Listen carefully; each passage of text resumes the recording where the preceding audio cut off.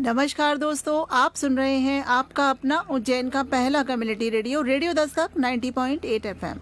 सुनेगा उज्जैन, बढ़ेगा उज्जैन। मैं हूं आपके साथ आपकी रेडियो दोस्त सौम्या। आप सुन रहे हैं कार्यक्रम मन की कलम से। मैं उज्जैन के प्रसिद्ध रचनाकारों की स्वरचित रचनाएं उन्हीं की जुबानी। तो दोस्तों, मन की कलम से के इस एपिसोड में मैं पुनः उपस्थित हूँ एक प्रसिद्ध रचनाकार के साथ। रेडियो दस्तक 90.8 FM मन की कलम से की श्रृंखला के माध्यम से उज्जैन और मालवा के साहित्यकारों की लेखनी को जन जन तक पहुँचा रहा है। आज हमारे स्टूडियो में उपस्थित हैं लोकप्रिय साहित्यकार श्री अनिल गुप्ता जी। दोस्तों, अनिल गुप्ता जी की दर्जनों पुस्तकें प्रकाशित हुई हैं। इनके लेखन की विधा कविता, व्यंग एवं गजल है और इन्हें कमल रत्न गौरव सम्मान, एक सलाम देश के नाम साहित्य गौरव सम्मान, pan world international human rights ambassador organization Mexico आदि सम्मानों से सम्मानित किया गया है। दोस्तों, श्री अनिल गुप्ता जी आज हमारे रेडियो दस्तक के स्टूडियो में हमारे साथ मौजूद हैं। उन्हीं की रचनाएं आज आप सभी रेडियो दस्तक के श्रोताओं के साथ हम साझा करेंगे। तो चलिए दोस्तों, सुनते हैं अनिल गुप्ता जी की पहली रचना। शीर्षक है पुस्तक प्रकाशन की व्यथा।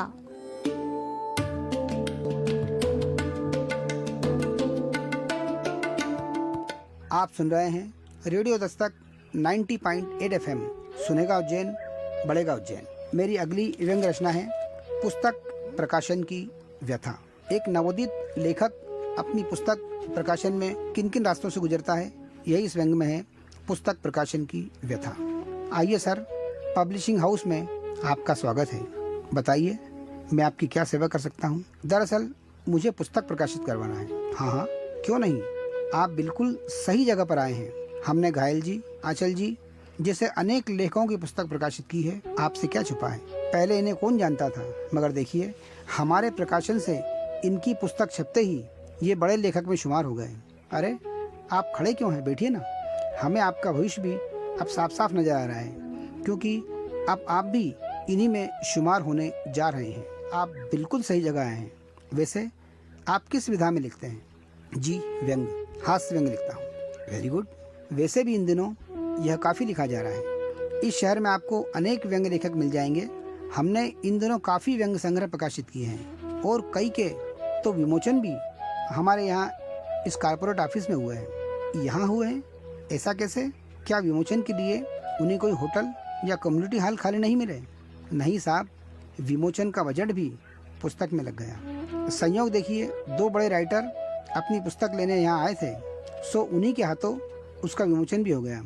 ये एक्स्ट्रा बेनिफिट मिलता है बड़े प्रकाशन से पुस्तक पब्लिश करने में। खैर, यह सब छोड़िए, बताइए आप कितने दिनों से लिख रहे हैं? यही करीब 15 साल से। अरे वाह, आप तो काफ़ी सीनियर हैं इस विधा में। तब तो बहुत बल्क स्टाफ होगा व्यंग का आपके पास। हाँ, बहुत सारे हैं। सब फेयर हैं या कुछ कच्चे पक्के में चल रहे हैं?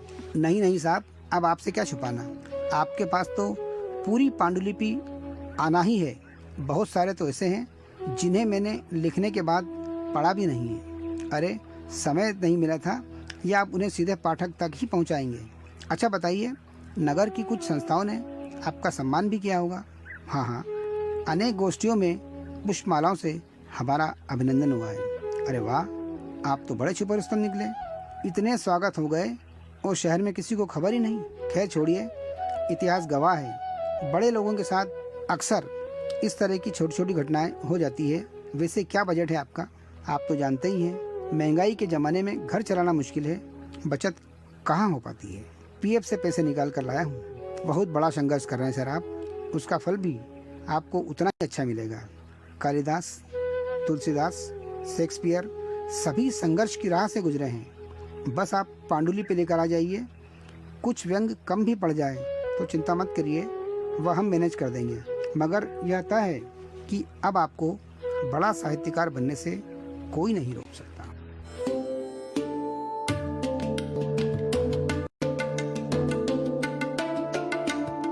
दोस्तों, पुस्तक लिखने से ज्यादा संघर्ष तो उसे प्रकाशित करने में लगता है। बहुत ही खूबसूरत रचना, पुस्तक प्रकाशन की व्यथा। जैसा कि हमने देखा कि जिस लेखक ने अपनी पुस्तक को लिखने में अपनी पूरी पीएफ का पैसा लगा दिया, ढेर सारा संघर्ष करने के बाद और काफी ज्यादा मेहनत करने के बाद लिखी गई पुस्तक, कला का कोई मूल्य नहीं है। सही मूल्य है अगर तो वह है पैसे का। आजकल सारी दुनिया पैसे के इर्द गिर्द ही घूम रही है। कला में अब थोड़ी कम रुचि रह गई है लोगों की।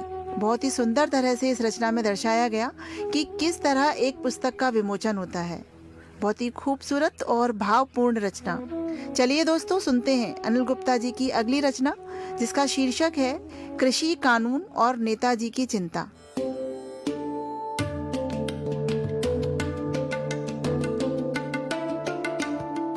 रेडियो दस्तक 90.8 FM सुनेगा उज्जैन बढ़ेगा उज्जैन में आप सुन रहे हैं अनिल गुप्ता की कुछ काव्य रचनाएं। मेरी अगली रचना है कृषि कानून और नेताजी की चिंता।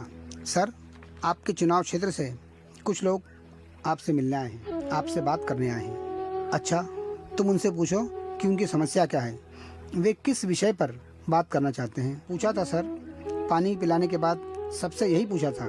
कहने लगे नए कृषि कानून को लेकर बात करनी है। तो इस विषय पर उन्हें हमसे क्या बात करनी है? यह तो हमारा मंत्रालय भी नहीं है। फिर मान लो उन्होंने हमारे सामने अपनी समस्या रख दी तो उसे समझेंगे कैसे? हम तो अभी तक अपने मंत्रालय को भी ठीक से नहीं समझ पाए हैं। अच्छा, ऐसा करो, तुम उनसे कह दो कि मंत्री जी अपने मतदाताओं की समस्या दूर करने अपने चुनाव क्षेत्र में गए हुए हैं। सर, आप बात को समझिए, वे आपके चुनाव क्षेत्र के प्रोटोकॉल के तहत ही आ रहे हैं।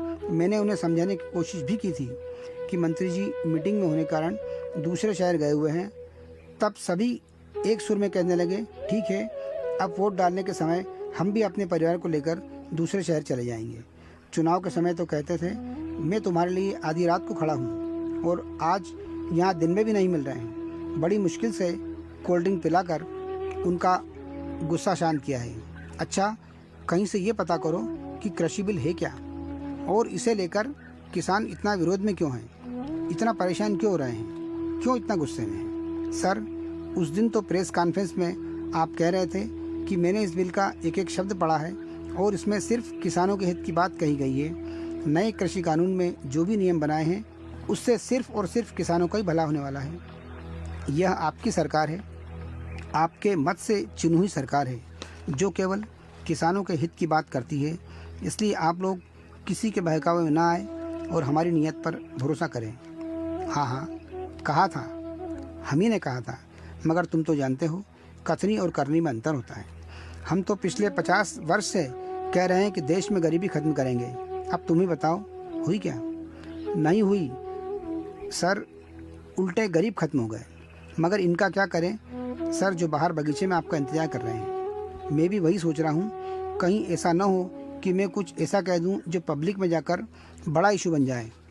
अच्छा, यह बताओ, उस बिल में ऐसा क्या लिखा है जिससे किसान आग बबूला होकर गांव से शहर आ गए? सर, उन्हें लग रहा है कि इस नए कानून की वजह से कृषि का क्षेत्र भी पूंजीपतियों व कारपोरेट घरानों के हाथों में चला जाएगा। मगर सरकार तो साफ साफ कह रही है कि किसान अब अपनी फसल किसी भी बाज़ार में मनचाही कीमत पर बेच सकेगा।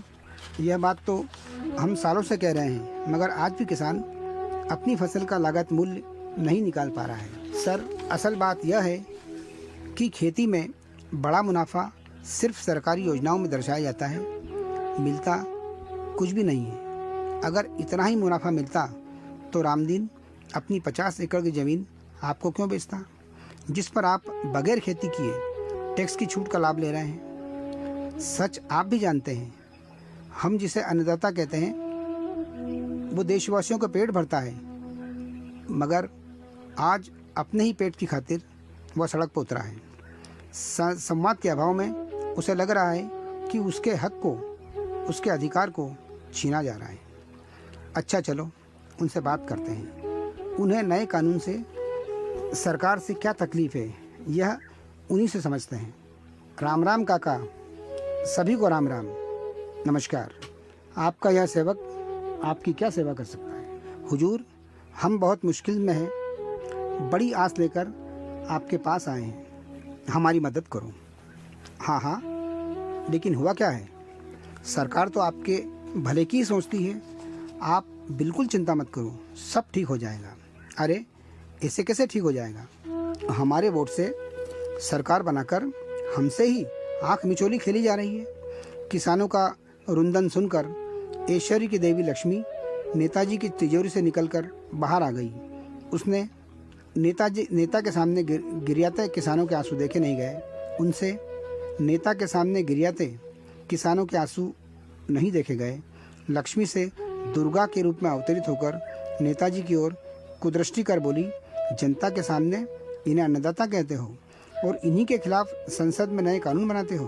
पिछले 15 साल से कह रहे हो कि किसान की आय में वृद्धि करेंगे, उनकी मेहनत का उचित मुआवजा दिलवाएंगे और कुर्सी पर बैठते ही अपना वादा भूलकर गिरगिट से भी तेज अपना रंग बदलने लगे।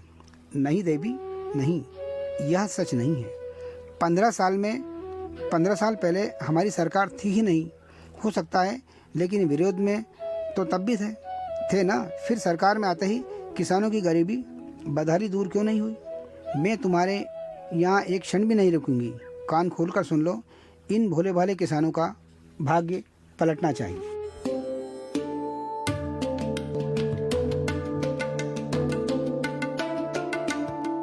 बहुत ही खूबसूरत रचना अनिल जी। कृषि कानून और नेताजी की चिंता। सरकार के कितने ही वादे होते हैं खेती को लेकर, किसान को लेकर, लेकिन उनमें से पूरे कितने होते हैं? हर किसान बस यही चाहता है कि जितनी मेहनत वह करता है उसको उसकी मेहनत की इतनी आमदनी मिले, लेकिन उसको उसका मनचाहा दाम नहीं मिल पाता है। ये हम सबको पता है। तो बात ये आती है कि कितने ही वादे किए जाते हैं खेती के विकास के लिए, किसान के विकास के लिए। तो जब इतने वादे किए जाते हैं तो फिर आज देश का किसान रोता क्यों है? नेताजी को अगर किसी कानून की इतनी ही चिंता है तो फिर ऐसा सब कुछ होता क्यों है? बहुत ही गहरे विचारों वाली रचना। हम धन्यवाद करना चाहेंगे अनिल गुप्ता जी आपका, आपकी इतनी बहुमूल्य रचनाओं के लिए जो आपने हमारे रेडियो दस्तक के श्रोताओं के साथ साझा की। आपका बहुत बहुत धन्यवाद। तो दोस्तों, ये था मन की कलम से का आज का एपिसोड, जिसमें हम पुनः रूबरू हुए लोकप्रिय साहित्यकार श्री अनिल गुप्ता जी से। और अब समय है आपसे विदा लेने का। हम पुनः आपकी सेवा में हाजिर होंगे लेकर कार्यक्रम मन की कलम से, और सुनाते रहेंगे लोकप्रिय साहित्यकार श्री अनिल गुप्ता जी की रचनाओं को। दोस्तों, आपको आज का ये कार्यक्रम कैसा लगा, इस संबंध में आप अपनी प्रतिक्रिया अवश्य व्यक्त करें।